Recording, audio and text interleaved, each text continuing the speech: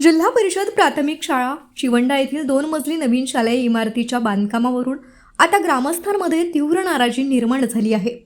गावातील नागरिक, शाळा व्यवस्थापन समितीचे सदस्य तसंच युवा महिला एकत्रित येत गट विकास अधिकाऱ्यांना निवेदन सादर केलं।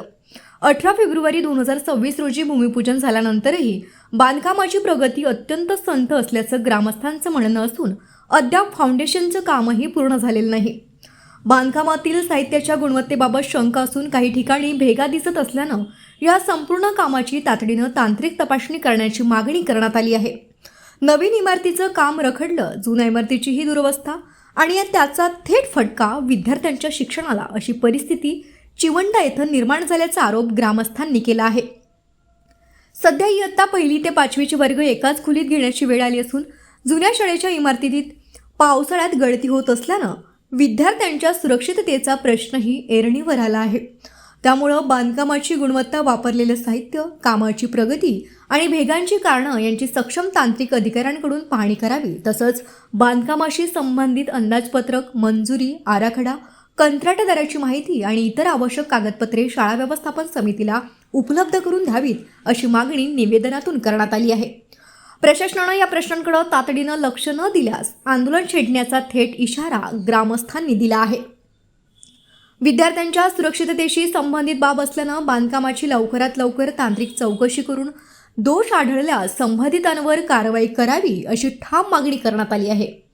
निवेदन देऊनही कारवाईला विलंब झाला तर गावकरी, शाळा व्यवस्थापन समिती आणि युवा महिला एकत्रितपणे आंदोलन उभारतील असा स्पष्ट इशारा देण्यात आल्यानं आता प्रशासन या प्रकरणी काय भूमिका घेतं याकडे चिवंडा ग्रामस्थांचं लक्ष लागलं आहे।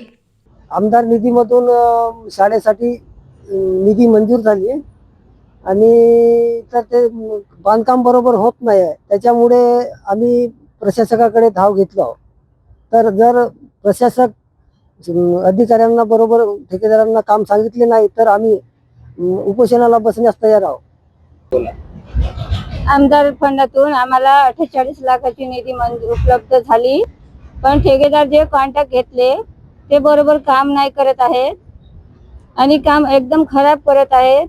ते आम्हाला आढळून आलं म्हणून आम्ही गोंडपिपळीला व्हिडिओ सरांकडे आलो आणि आमचं निवेदन पोहोचवलं।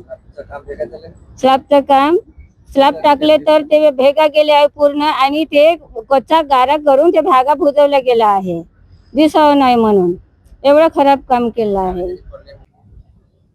आमच्या गावाला नवीन शाळा जी बांधत आहे ते शाळेचं काम निकृष्ट दर्जाचं आहे आणि तिथे कोणत्याही गावकऱ्याचं ऐकलं जात नाही आहे आणि जो माल वापरायचा आहे तो खूप कच्चा आणि निकृष्ट दर्जाचा आहे आणि मुलांना बसण्यासाठी शाळेची इमारत ही म्हणजे गळत आहे आणि मुलांना बसण्याचा त्यांच्या जीवाला धोका आहे। त्यामुळे प्रशासनाने लवकरात लवकर यावर कार्यवाही करून आम्हाला न्याय द्यावा, नाहीतर आम्ही आंदोलन करण्यास पूर्ण गावकरी तयार आहोत। विकास अधिकारी म्हणून आज जे चिवंडा येथील नागरिकांनी मला जे निवेदन दिलेलं आहे त्या निवेदनाच्या अनुषंगाने जे निकृष्ट दर्जाचं काम झालं असं जे नागरिकांनी मला जे निवेदन दिलेलं आहे त्या अनुषंगाने मी उपअभियंता बांधकाम यांच्यासोबत सदर कामाची पाहणी करून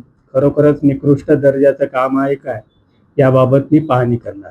नक्कीच पंचायत भूमिपूजन अंतर्गत जे अभियंता आहे ते मात्र कामाकडे ढुंढून पाहत नाही असा देखील आरोप निवेदनाच्या माध्यमातून होत आहे आणि नुकतीच जे स्लॅब टाकली गेली शाळेची त्यामध्ये देखील क्रॅक झालेला चे दृश्य आपल्याला मोबाईलद्वारे दाखवण्यात आले।